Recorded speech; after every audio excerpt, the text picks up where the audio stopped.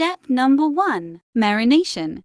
Okay, so the ingredients required are 1 kg of chicken, approximately 12 pieces.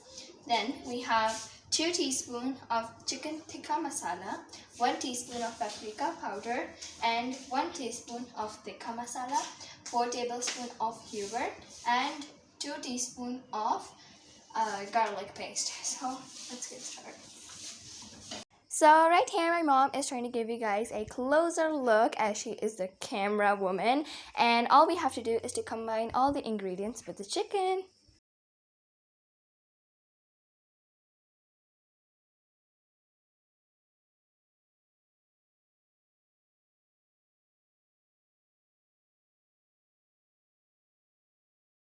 So now it's time to mix up the sauces and ingredients with the chicken.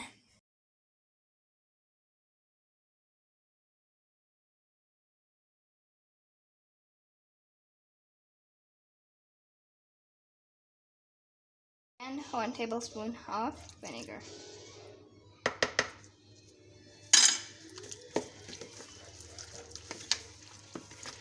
Step number 2. Frying.